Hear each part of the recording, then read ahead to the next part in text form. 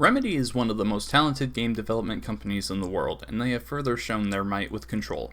Makers of the first two Max Payne games, Alan Wake and Quantum Break, they have a long history of bringing new ideas to the table with each of their games, and each one always feels like a different experience than the last. Aside from a weak ending and the occasional performance issues, Control makes you feel powerful and badass while delivering a story that constantly makes you ask questions about the reality the characters live in. If you're looking for a good single-player action game to play before we are bombarded with fall releases this year, Control is the perfect game to lose yourself in. In Control, you play as Jessie Faden, a woman who has been on the search for the Federal Bureau of Control for 17 years after they took her brother Dylan, following a paranormal event in their hometown that would kill their parents and much of the town they grew up in. And this event would actually leave Jessie with a force inside her head she calls Polaris that leads her to the FBC and brings her to a gun called the Service Weapon and grants her force-pushing powers that I will get to later. Taking the Service Weapon makes Jessie the new director of the Bureau and is immediately put in charge of everything. Upon arrival to the oldest house, the HQ of the FBC, Jessie finds the entire building has been taken over by an other dimension force she deems the Hiss.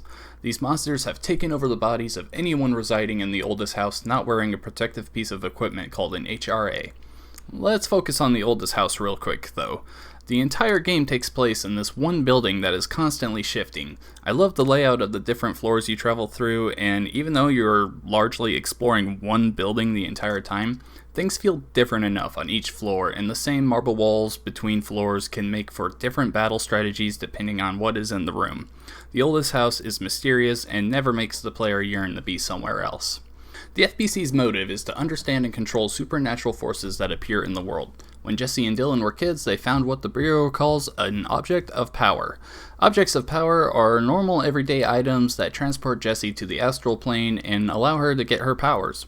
The event that led to the FBC taking Dylan and killing her parents is referred to as an altered world event, where an object of power created a paranormal event in the public eye. From altered world events come altered items, which are other normal items that display random abilities. For example, a rubber duck that teleports when you walk close to it, or a fridge that harms you if you look away from it. The altered items and object of powers are heavily emphasized on in the story, and seeing how the Bureau were using and studying them adds more backstory to a game already rich with it. As Jessie settles into the role of director and clears out the Hiss, she meets a supporting cast that are all diverse and serve a great purpose for being there. Adi is the janitor and is the first person you talk to when you enter the oldest house. He was my personal favorite character in the game. Half the time you can't understand what he's saying, but he's a very lovable character, even though really all he talks about is his job. Pope is a research-obsessed nut who knows just about as much about the oldest house as anyone else. Arish is a security guard who's just awkward enough to make him a character you want to talk to without the cringe involved. Throughout the game, you're being contacted by the former director Trench. He shoots himself in the beginning with the service weapon, which leads to you getting the gun. Him being able to contact you is explained in that his echo leads you through the FBC, and it's his memories that are really trying to explain what happened here. He's mysterious throughout the entire game, and finding out his motives is one of the driving forces of the story that unfortunately never really get answered in a satisfying way. The story is not too long and does not overstay its welcome, and there are plenty of side missions you can take to derail yourself and get more invested in the FBC. While the game does its absolute best to explain objects of power and the altered world events, Polaris, who is in Jessie's head the entire game, is never really explained.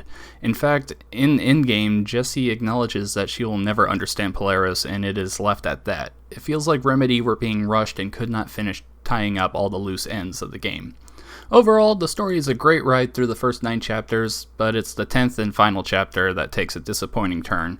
But thankfully, new missions do pop up once you finish the story, and you can take on harder bosses, so I would say there is enough reason to come back if you enjoyed your time with the game. Control is a third-person action-adventure game with some Metroidvania aspects in it.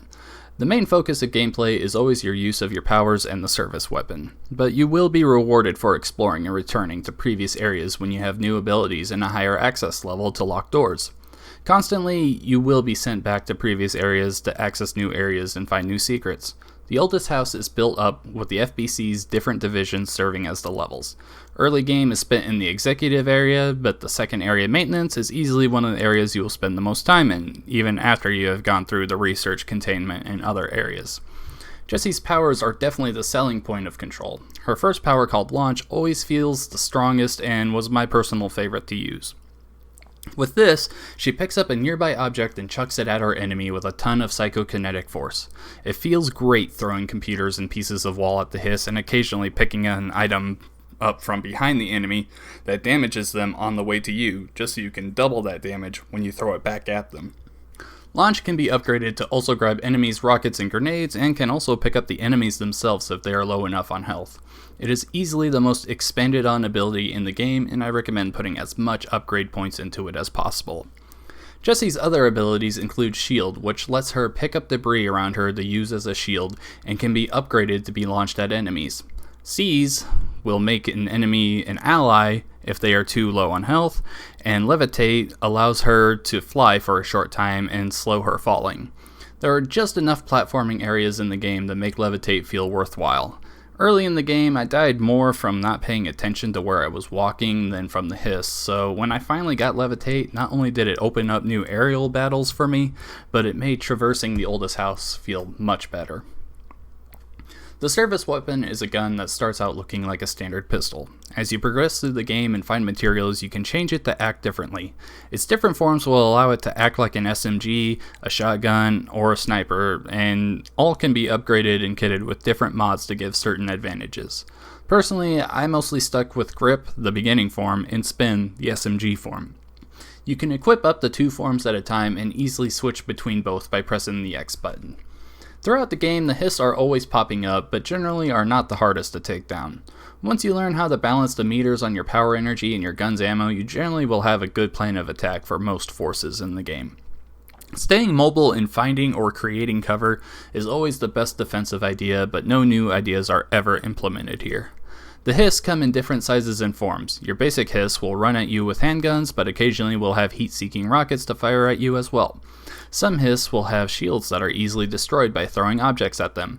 There are also tank-like hiss that take a lot of damage and fire grenades at you, and also a variant that will fly. There's a bunch of different hiss, and the game really expands on just how different it is.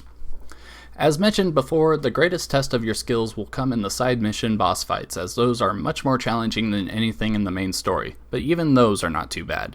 Enjoyment while playing Control comes from the abilities, more so than it does the challenge. Performance-wise, Control mostly runs fine.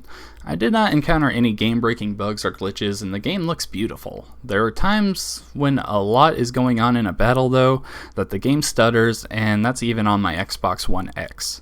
Also, every single time you pause the game, it stutters when you come out of the pause menu. Not sure what that's about, but it happened the entire time I played. Aside from those issues, the only glitch I dealt with was once I went into a room and all the NPCs were T-posing. I would assume that Remedy at some point could push out an update that addresses the stutter issues, but aside from that, Control is a very solid performing game. In conclusion, Control is a brilliant, weird game that had me on board from the very beginning. Jessie is a great protagonist with really fun powers, and the supporting cast nailed their roles as well. Aside from an ending that feels rushed and unfinished, Control is absolutely worth the $60 investment. If you are looking for a single-player game to play right now, you need to give this game a try just for the gameplay and atmosphere alone. My final score for Control is 9 out of 10.